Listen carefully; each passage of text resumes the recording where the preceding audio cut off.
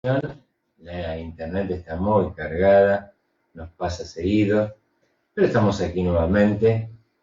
Continuamos con la enseñanza de la carta a los Efesios. Y habíamos quedado que luego que el apóstol Pablo era siendo usado por Dios, había milagros extraordinarios, los enfermos se sanaban, les llevaban los paños y delantales de los enfermos para que Pablo los tocara, orara y reciban sanidad. Dice que los espíritus malos salían. Apareció un imitador que quería usar el nombre que usaba Pablo, el nombre del Señor Jesús, no conociendo a Dios, quería imitarlo. Sucede que los espíritus inmundos conocen quién es quién y lo enfrentaron a este hombre cuyos hijos quieren imitar al apóstol. El asunto es que un pasaje impactante, el espíritu inmundo que estaba en un hombre, los agredía, el hombre les pegó, tuvieron que huir, con lo cual nos da una idea de que no podemos jugar con el Evangelio y que los que servimos a Dios fuimos elegidos por Dios con propósitos, con planes, con proyectos. Cada uno tiene el propósito que Dios dispuso. Así que un pasaje un poco llamativo, donde el espíritu inmundo que estaba dentro de una persona los enfrenta a aquellos que no eran cristianos, no eran creyentes, sino que querían imitar a la administración de Pablo. En el mundo espiritual todo se sabe, todos se conocen, hay jerarquías, hay rangos. El nombre de Jesús es poderoso, Él es preeminente y Él tiene todo poder y autoridad. Y ese es el nombre que usamos los hijos de Dios conforme a lo que el Señor nos ha enseñado, ¿no? Ir por todo el mundo, predicar el Evangelio a toda criatura, enseñándoles todas las cosas, que guarden su palabra, y Él está todos los días con nosotros hasta el fin del mundo. Bien, dicho esto, continuamos, estoy con Hechos de los Apóstoles, en el capítulo 19. Luego hay un relato de que aquellos que practicaban la magia, que fueron convertidos por el mensaje del apóstol Pablo acerca de Jesús, cuando vieron que estaban practicando algo que no les conducía a nada, que tal vez producía milagros milagrosos, que Dios no estaba presente en esa práctica, bueno, se dieron cuenta que tenían montones de libros de magia que ya no les servían. ¿Qué hicieron? Los quemaron. Y estábamos recordando en el video anterior que si hay libros o elementos o objetos que no agradan a Dios, que forman parte tal vez de una fe anterior que tenías, este es el tiempo para que los quites del placar, del ropero, de abajo de la cama, todo lo que proviene de una fe anterior, una religión que no agrada a Dios, que no te sirve para nada, está bueno sacarlo, ¿eh? Al contenedor, bolsita, a donde sea. No digo que lo prenda fuego por las dudas, pero destruílo, cortalo, rompelo, para que otro no tenga ocasión de usar esas cosas. Ese fue otro impacto grande antes de la fundación, antes de la carta del apóstol a la iglesia de Éfeso. Otro detalle importante de la fundación, los magos se convirtieron como símbolo de esa conversión, exteriorizan la conversión quemando los libros.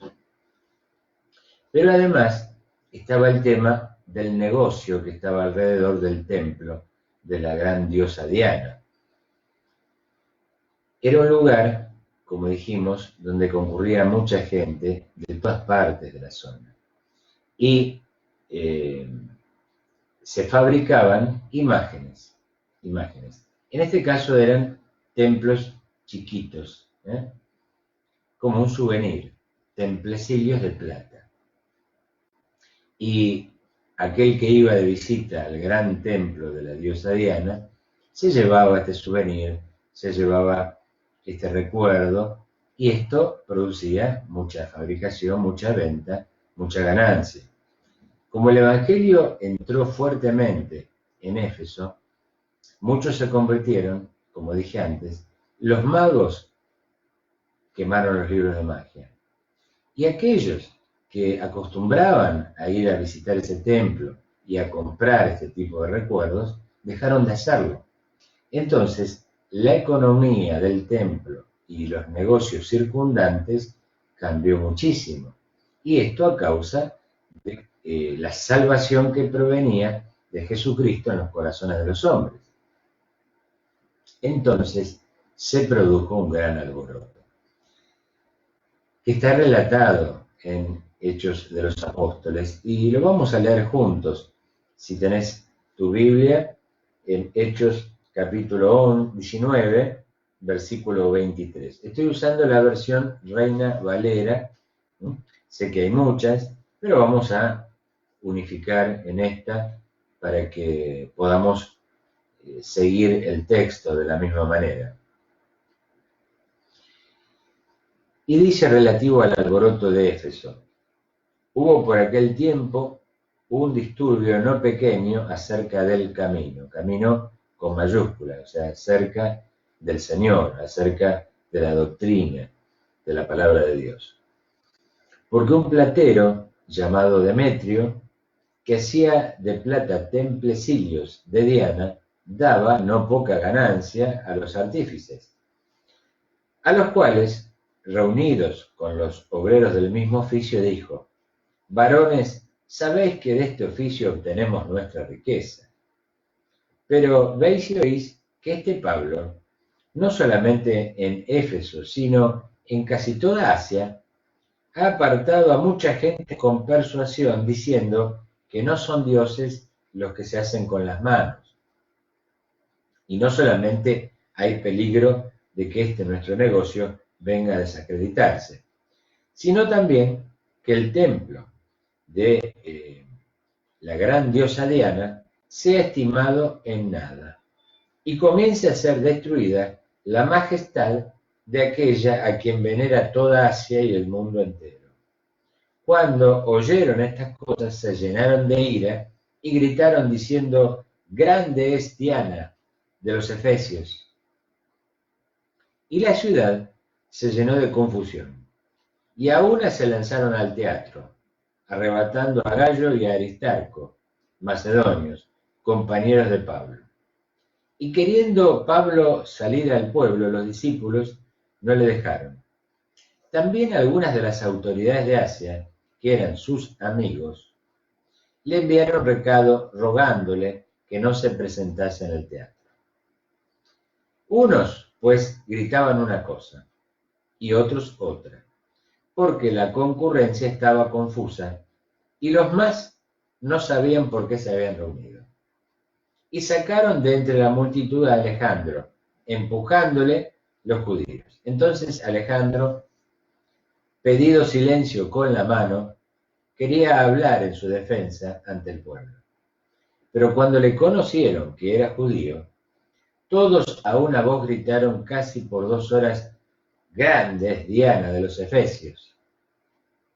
Entonces el escribano, cuando había apaciguado la multitud, dijo: varones efesios, ¿y quién es el hombre que no sabe que la ciudad de los Efesios es guardiana del templo de la gran diosa Diana y de la imagen venida de Júpiter? Puesto que esto no puede contradecirse, es necesario que os apaciguéis y que nada hagáis precipitadamente, porque habéis traído a estos hombres sin ser sacrílegos ni blasfemadores de vuestra diosa. Que si Demetrio y los artífices que están con él tienen pleito contra alguno, audiencias se conceden y procónsules hay. Acúsense los unos a los otros. Y si demandáis alguna otra cosa en legítima asamblea, se puede decidir, porque peligro hay de que seamos acusados de sedición por esto de hoy, no habiendo ninguna causa por la cual podamos dar razón de este concurso. Y habiendo dicho esto, despidió la asamblea. Después que cesó el alboroto, llamó Pablo a los discípulos y exhortándolos, y habiéndolos exhortado y abrazado, se despidió y salió para ir a Macedonia. El apóstol no participó de la asamblea, estaban los ánimos muy caldeados, fueron todos al teatro, muchos no sabían para qué, pero cuando la turba los lleva, acudían, tal vez sería algo importante. El tema era la pérdida de ingresos que producía la falta de venta de los templecillos de la diosa Diana, producto de la conversión de las vidas. Ya no hacía falta más el templecillo, no hace falta más esa imagen fuera de yeso, de madera, de cartón, de piedra, porque nuestro Dios es espíritu y es vida. No lo podemos representar, no podemos fabricar ninguna imagen de nuestro Dios. Y cuando el Evangelio entró fuerte en Éfeso, los magos se convirtieron, los enfermos se sanaron. Al apóstol iban con los paños y delantales de los enfermos. Los espíritus malos salían. Y la venta de imágenes de idolatría cayeron. Se armó un alboroto. Tomaron a 2 de los consiervos para que participen de la asamblea, un griterío tremendo. Durante 2 horas gritaban, grandes Diana de los Efesios, grandes Diana de los Efesios, 2 horas. Bueno, como nada puede impedir los planes de Dios, apareció Alejandro. Y Alejandro fue usado por Dios para encauzar a toda esa sociedad que estaba confundida. Indudablemente que estaban pensando y mirando en su bolsillo antes que en la fe. Alejandro, con una habilidad maravillosa, guiado por Dios, no los contradijo a los miembros de la asamblea, sino que dio por sentado que nadie estaba en contra de Diana, que era realmente la diosa de los Efesios, porque en realidad nosotros no estamos predicando una nueva religión, estamos hablando de una relación con el Señor Jesucristo. Entonces, la asamblea, una vez que vio que no era una amenaza concreta, no era un plan humano de Pablo para quitarles el negocio, porque aquel que no conoce a Dios cree que hay intereses oscuros desde un punto de vista humano. En realidad era Dios que estaba moviendo a las vidas. Pero como vieron que no había un enfrentamiento directo desde Pablo y sus discípulos hacia los religiosos, entonces Alejandro, con mucha sabiduría de Dios, los fue llevando para que se dieran cuenta que estaban bajo el dominio del Imperio Romano y que era una manifestación social desbordada que podía tener consecuencias por ser acusado de sedición. Entonces, ahí la cosa, cuando los romanos intervenían, se iba a poner mucho más difícil para ellos. Entonces, bajó un poco la intensidad de la disputa y les dijo directamente, miren, si hay problemas personales por algún conflicto con Pablo, con Alejandro, o con Aristarco, con algún hermano, bien, hagan la denuncia frente al procónsul, pidan una audiencia y resuelven la disputa de una manera personal y no un alboroto colectivo que podría traerles peores consecuencias de parte de los romanos. Así fue como la asamblea se detuvo, se fueron para las casas, Dios nuevamente sorprendió, intervino, no le pasó nada a los hermanos de la fe, todo se contuvo, y le permitió al apóstol salir de aquella ciudad porque la iglesia ya había sido constituida. Cuando nosotros vemos que los magos se convierten, vemos que los religiosos se convierten, dejan sus prácticas, dejan los objetos que formaban parte de sus dioses, vemos que la ciudad es conmocionada, indudablemente que la iglesia estaba en plena actividad. Recuerden que comenzó 3 meses nomás en la sinagoga y 2 años en una casa. Y eso fue suficiente para conmocionar a la ciudad, para provocar grandísimos cambios. Pero el plan de Pablo era continuar. Él finalmente quería estar en Jerusalén para la fiesta de Pentecostés. Por eso, una vez que la iglesia se fundó, estuvo allí más o menos 2 años y medio, algunos calculan que 3, continuó viaje, fue hacia otras regiones, porque finalmente quería estar en Jerusalén. Bueno, se nos está agotando el tiempo. Con esto, con estas 2 reuniones, terminamos con el estudio de la fundación de la iglesia. Y ya a partir del próximo sábado vamos a analizar la carta en particular, cada versículo, cada tema. Así que espero que te haya sido de bendición examinar el Sagrado Libro, meditar en pasajes que muchas veces vos ya lo conocías, recordarlo y recibir lo que el Espíritu Santo tiene para cada uno de nosotros. Esta palabra va acompañada de señales, prodigios y maravillas. El Espíritu de Dios está hablándonos a través de la enseñanza de esta palabra.